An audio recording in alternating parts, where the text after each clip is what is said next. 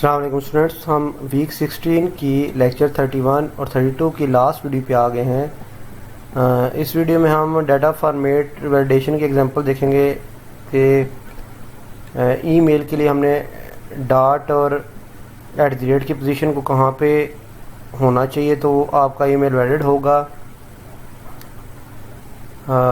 ये वैलिडेशन है कि हमने एग्जांपल लेनी है, उसे चेक करना है और एक असाइनमेंट है उसको भी देखना है। तो डाटा फॉर्मेट वैलिडेशन से स्टार्ट करते हैं कि ईमेल के लिए हम चाहते हैं कि जो @ की पोजीशन है वो सबसे पहले ना आए। अगर @ सबसे पहले यूज़र डालता है तो आपका जो फॉर्म है उस वैल्यू को सबमिट करने ना दे और उसे वार्निंग दे दे कि आपका जो ईमेल का फॉर्मेट है वो सही नहीं है। दूसरी चीज़ ये है कि जो डॉट है वो फ़ौरन बाद या @ के बाद ना आए, कम्स एटलीस्ट वो @ के एक करैक्टर के बाद डॉट है। लेट्स से @ के बाद वाई आता है फिर डॉट आए, तो इसको हम कैसे वैलिडेट करेंगे। तो ये कोड हमने इसमें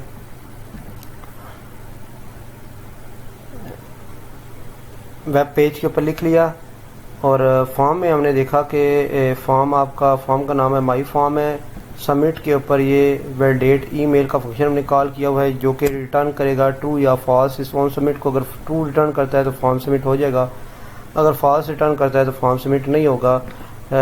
एक टेक्स्ट बॉक्स है जिसमें अंदर हम ईमेल इनपुट करनी है और सबमिट का बटन है जिसका काम है फॉर्म को सबमिट करना। और जब सबमिट बटन क्लिक होगा तो ये वाला एट्रीब्यूट इन्वोक होगा और इसके ऊपर ये फंक्शन कॉल होगा जो कि रिटर्न करेगा ट्रू या फॉल्स।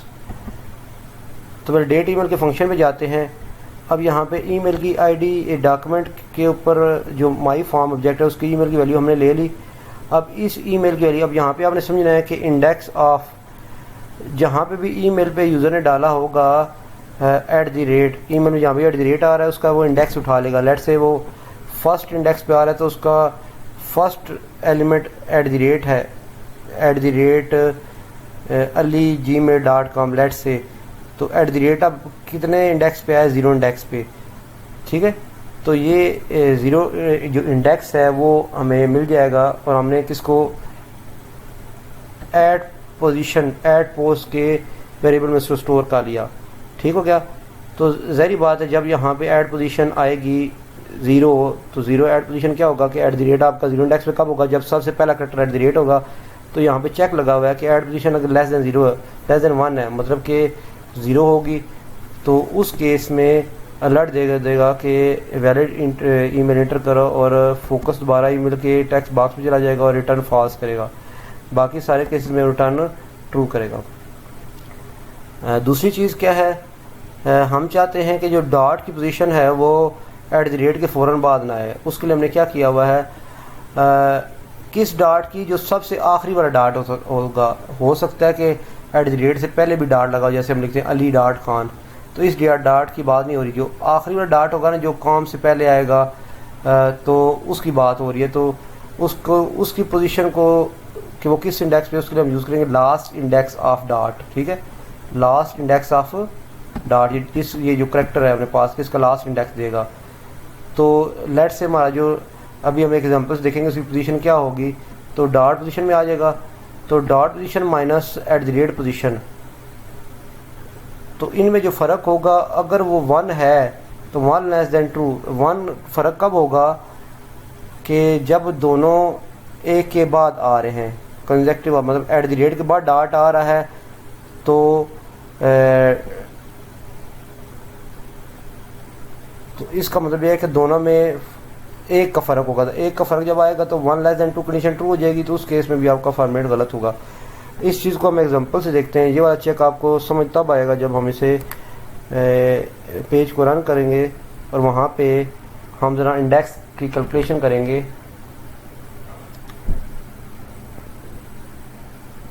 तो लेट से यहाँ पे हमारे पास है ये चीज़ आ गई। अब यहाँ हम देखें @ की पोजीशन क्या है, @ की पोजीशन है 0 1 2 3 और 4। तो एट द रेट जो है वो चौथे इंडेक्स पे है, और जो डॉट है उसकी पोजीशन क्या है, 5वें इंडेक्स पे। अब ये वैलिड ईमेल नहीं है, क्योंकि हमने ये कहा है कि एट द रेट के फ़ौरन बाद डॉट नहीं आएगा, कम से कम एट द रेट के बाद एक वर्ड आएगा, उसके बाद डॉट आएगा। अब यहाँ पे देखिए ये फ़ौरन बाद आ रहा है, तो फ़ौरन बाद वाला चेक ट्रू कैसे होगा? तो यहाँ पे डॉट पोजीशन क्या है आपकी 5 है, और जो एट द रेट की पोजीशन है वो है 4 है। तो 5 माइनस 4 1 हो गया, तो 1 लेस देन 2। तो यहाँ पे इस चेक का मतलब क्या हुआ कि आपका जो डॉट है लास्ट वाला वो एट द रेट के फ़ौरन बाद आ रहा है, फ़ौरन बाद आ रहा है, तो ये चेक ट्रू होगा ना। तो जब ये चेक ट्रू होगा तो वो क्या करेगा, वो कहेगा जी कि ईमेल का फॉर्मेट सही नहीं है, और क्या कर देगा, रिटर्न फॉल्स। तो यहाँ पे देखें आप, तो कह रहा है please inter correct email ID. अब हम उसको देखते हैं, और लेट से मैंने यहाँ पे डाल दिया एक वर्ड वाई डाल दिया, y.com। अब एट द रेट का जो इंडेक्स है 4 है, और जो डॉट है उसका इंडेक्स हो गया 6 माइनस क्या हुआ 4 2 हुआ। तो 2 के केस में उसने कोई एरर नहीं दिया, ठीक हो गया।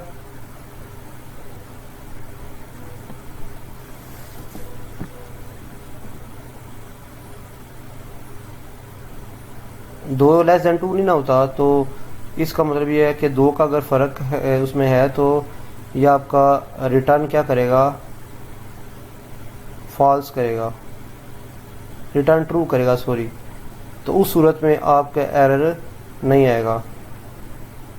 तो मतलब ये है कि आपका जो चेकिंग हो रही है वो ये हो रही है कि आपका जो ईमेल की स्ट्रिंग है उसमें तो एक एट द रेट पहले नहीं आना चाहिए। लेट से ये मैंने यहाँ पे एट द रेट पहले आ गया है, तो ये देखें वो कह रहा है प्लीज़ इंटर करेक्ट ईमेल। क्यों?